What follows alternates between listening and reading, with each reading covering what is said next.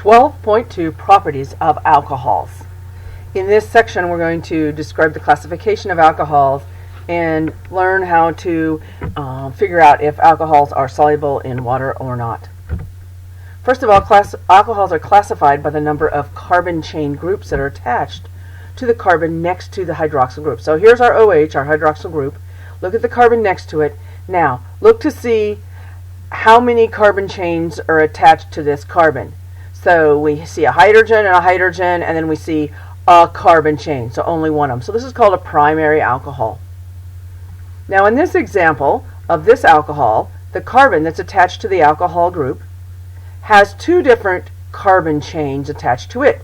So it's a secondary alcohol.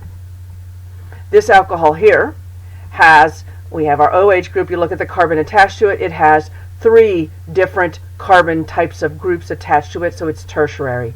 Now with other chemistry, depending on if it's a primary, secondary, or tertiary alcohol, these are going to react differently. So that's why we need to classify them. So let's classify each alcohol as primary, secondary, or tertiary. Press pause, see if you can do it. Alright, so we look here. So here's our alcohol group. We look at this carbon.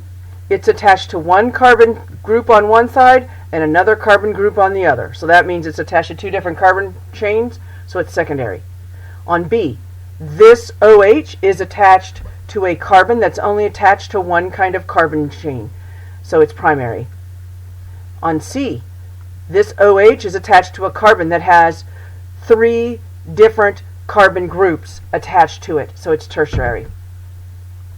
Alcohols contain the polar OH groups, which we've learned a lot about, and they form hydrogen bonds with other alcohol molecules and with water.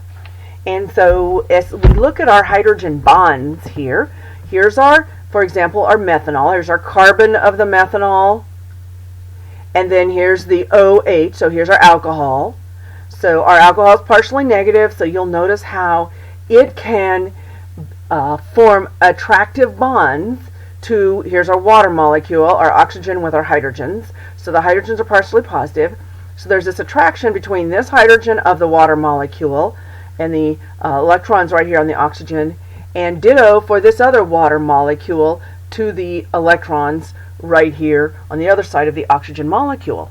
So what is beautiful about the alcohol group is because it has two areas here that the oxygen can hook up with water, that if a good fair amount of the group is the OH, then not only do we have two sites that it can hook up with water with the hydrogen portion, but we also actually have a total of three sites, because this particular hydrogen of the OH of the alcohol is partially positive. Not these over here, the carbon group, but this is partially positive, so it can form attractive bonds with the oxygen of water. So that's why it can be soluble in water, because of the fact that it can form attractive bonds. Now, that's not the case for every alcohol. Why? Because as we start to get longer chains of carbon molecules, of carbon atoms and hydrogens on the molecule, then that portion of the chain blocks up and takes more of the area, and so all of that is nonpolar, and it's not going to be forming any hydrogen bonds with water.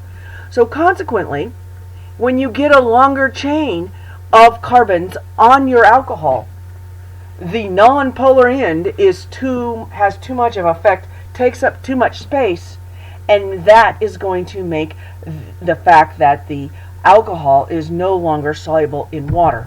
So let's kind of see where the point is. Well, on methanol, we have a whole bunch of area that we have the OH, so it's soluble. 2 carbons still soluble, totally soluble. 3 carbons still totally soluble. But by the time we get to 4 carbons, the amount of carbon atoms on our alcohol is taking up too big of an area of the molecule and making it where it's hard for the OH to form bonds with water. So by the time we get to 4, it's only slightly soluble. And by the time we get to 5 carbon atoms, man, the molecule is mostly all just carbon and hydrogens, nonpolar, so there's not really very much area there that the OH can be forming hydrogen bonds with water. So by the time you get to that size, it is insoluble. Ethers, they don't have the polar OH group, but they do have a carbon to the oxygen and a carbon to the oxygen bond. They don't technically form hydrogen bonding within itself, but it can participate. Notice the kind of the difference in the word. It can participate in a hydrogen bonding with a molecule that has the hydrogen bonding ability, like water. So it can form here two areas. Back here with our alcohol, we actually had 3 areas. So with our ether, we have 2 areas. So obviously, if you only have 2 areas that it can participate and be a partner in, then it's not going to be as soluble as something that has 3 areas. So if it has less than 4, it's going to be slightly soluble in water. But if it has more than 4 carbons or more, it is no longer, the ether is no longer soluble in water.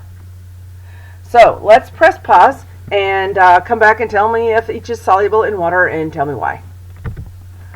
So we look here, we have an alcohol group, but it's a really long chain, and anything longer, anything 5 or longer, it's not going to be soluble. So it's not soluble. So we have our ether for B.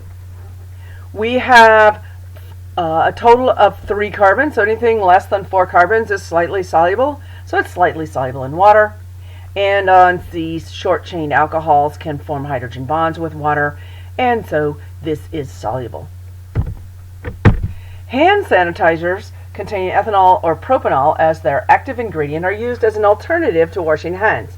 Well, I'll tell you what, if you've accidentally washed your hand in a hand sanitizer or certain hand sanitizers and you've had cuts on your hands, ow. But anyway, that's another point. Okay, they do kill most bacteria and viruses that spread cold and flu. They vary from the amount of alcohol in them, whether it's between 60 to 85. And so because they have that alcohol in them, they are highly flammable. Another issue is that that's not necessarily you might think, oh, it's going to kill all the bacteria, but an issue is they're thinking that it can accumulate in the environment, promoting growth of an antibiotic-resistant bacteria. All right, solubility of phenols. Phenols are slightly soluble in water. I mean, heck, you've got a whole bunch of a carbon chain here, but we got an OH kind of out hanging. Now, they're slightly soluble. So they have this OH group that can form hydrogen bonds with water. They were once used as antiseptics.